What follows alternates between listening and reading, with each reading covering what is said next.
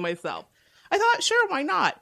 And I went there and everything was fine for approximately like a month. And then the locks were cut off my storage and he was using things out of it in his home and telling me to my face that it wasn't my stuff.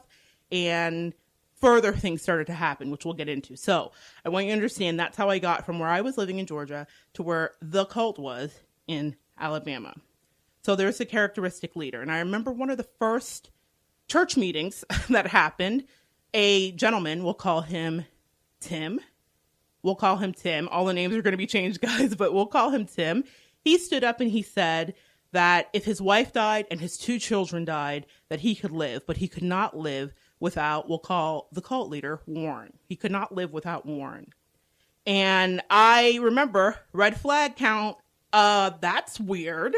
How could your wife and children die, but you can't live without Warren? So another step in the process is indoctrination, and it can be seen as a coercive persuasion or thought reform. And it's currently thought as just brainwashing. And one of the things that happened is some of the other broken people that he was assembling were gathered to live in a place that he deemed the discipleship incubator. It was a place way out in the country in Bessemer, Alabama. And it was the discipleship incubator. He named it that. It didn't come with that name on the deed. That was the creepy name he gave it. And we lived there because we now were economically dependent on him, another faction of being in a cult, working at his wife's childcare center.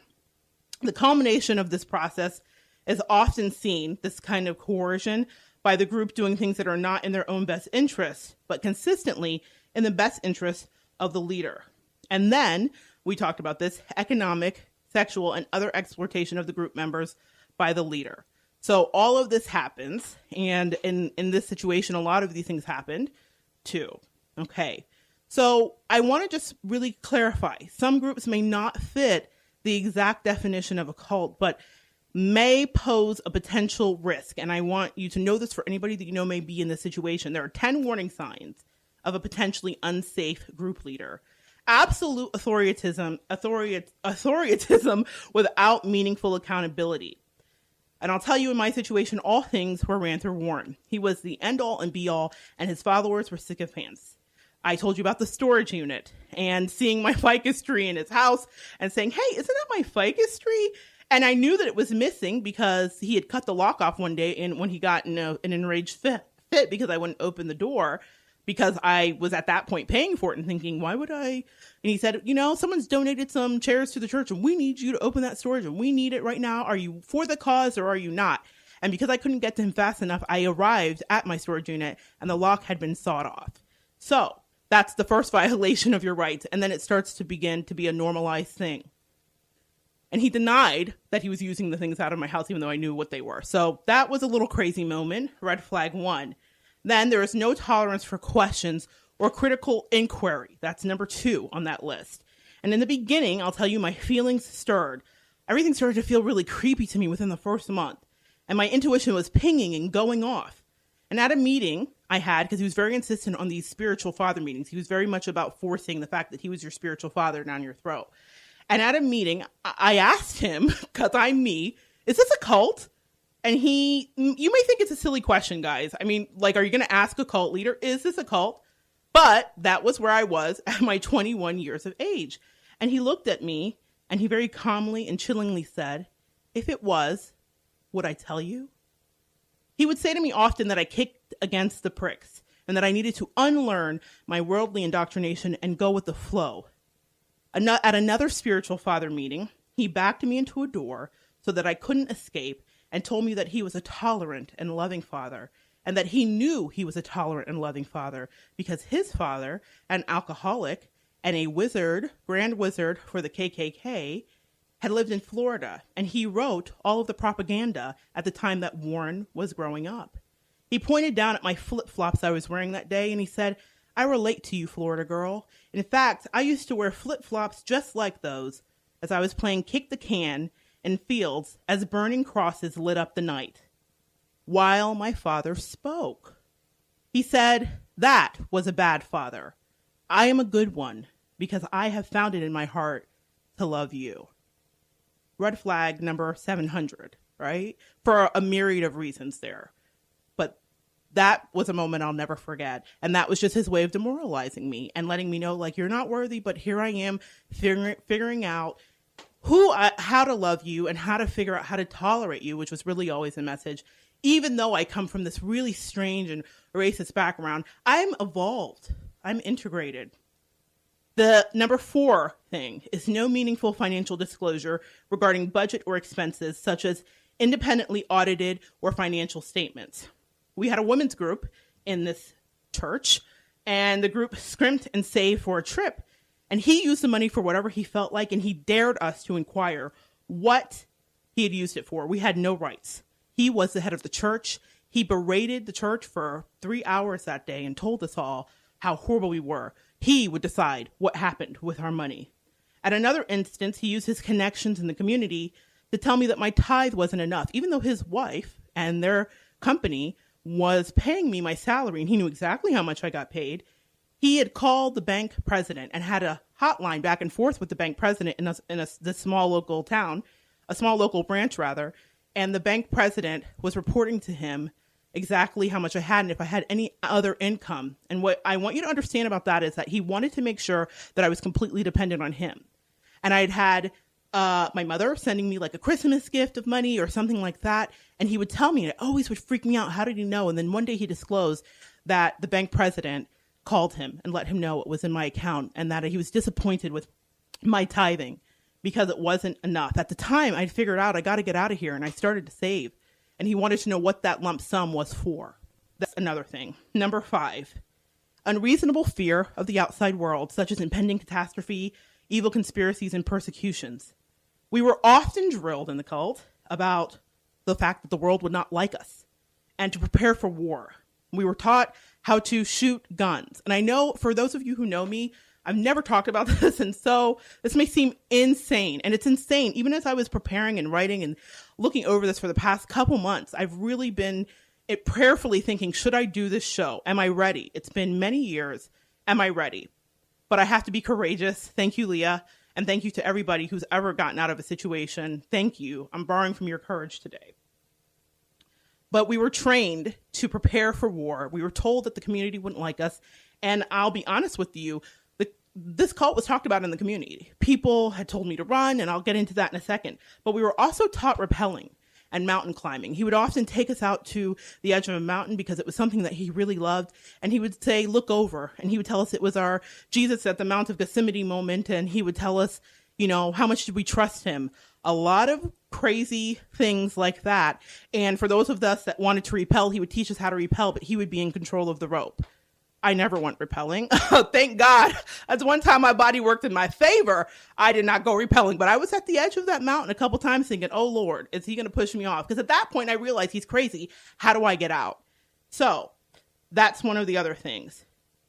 There is also, for number 6, no legitimate reason to leave. Speaking of how do I get out? Former followers are always wrong in leaving, negative, or they're even evil. Scientology calls this a suppressive person. There was no cute name other than just absolute sinner in this cult. Leaving was not permitted, guys. And if you deflected him as your spiritual father, you were severely punished. One of the former members that I spoke with in preparation for the show who did not want to come on because she's still scared, but thank you for allowing me to use her story. She did give me permission to use her story. One of the former members that I spoke with was arrested when the day after she denounced him as her spiritual father. And he accused her of stealing. We all worked at the same childcare center, and he accused her of stealing something. And he then, which she didn't do, she was exonerated, but then he had her arrested, and she had a young child, and it was very traumatic. And to this day, she's a thriving woman, but she works in a business. And if her boss asks her to drop money to the bank, she says she gets cold chills, and it's just understood. No one knows why, but she does not take money to the bank because she can't touch it because she's traumatized by that experience of being arrested for something she didn't do. And it was only because she denied him as a spiritual father. So that is kind of some of the things that happen. If you had asked questions like I often would, I'm pretty inquisitive. One of the things that would happen is you would be ostracized by the other members. And there was a woman that I was roommates with named Cynthia. And she didn't have a car for a long time. And so I would give her rides to work. And then one day my car broke down and I asked her for a ride to work. We worked at the same place. We went in at the same time every morning. And because of the questions that I had asked, trying to figure out what was going on, she was told not to give me a ride. In our conversations, when Cynthia was out of the situation, she disclosed to me that Tim, which was Warren's right-hand man, had counseled her and said that if dogs had attacked me on my way walking to work and I died in a ditch, that it was my fate for being disobedient. So asking questions was a no-no. On another occasion on a cross-country trip with the women, I was sequestered from the group and interrogated in a hotel room for days and deprived of sleep and asked why I was not worthy, why I didn't want to just behave, all with Warren calling in periodically to make sure that the interrogation was going as he had planned. I was not allowed to go until I had repented. Former members, another thing on the list is that former members relate same stories of abuse that reflect a similar pattern of grievances. And having spoken with some of the members, and Cynthia, who was eventually exiled, she was incredibly loyal and incredibly subservient. And I always was so worried for her. For years, it couldn't rest in my spirit until I found out what happened to Cynthia, because I thought she would never leave. And people told me, leave her behind, leave her alone. She's never going to go. But then one day, all of the terrible things that I'd always worried about and the things that were done to me and others were eventually done to her. And she told me that. And it brought me no joy. I was only happy she was gone. But that's what I want you guys to understand. There's no loyalty here. There's no loyalty to the immediate core group. Anybody that is a convert or inducted in is subject to treatment that is ill and really horrible and horrendous. Another thing to look out for is there are records, books, news articles, or broadcast reports that document the abuses of the group leader. And I tell you, the Warren cult was preached about around town, and they, of course, decried it and then had us do our doomsday preparations and crazy rappelling and gun shooting and all that stuff. And people told me to run. Just innocent, like, parents that I worked for that felt creepiness, even when they're pulling their kids out of the childcare center, they're like, please get out of here. You deserve more. You can have more. This is not what Christianity looks like.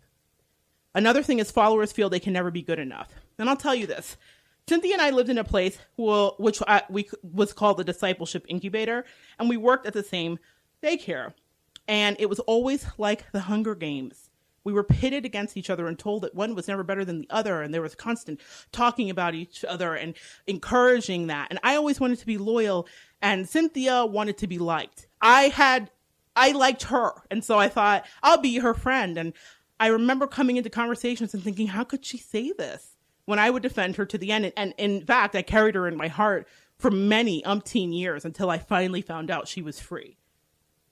But that is what is done. And it reminded me of something I heard when I was watching the Leah Remini special about how sitting at the table with the leader of Scientology, I think it's Miscavige, that they were encouraged to attack each other, even physically at times. And for a long time, I had convinced myself that this was just, I was overblowing it in my head.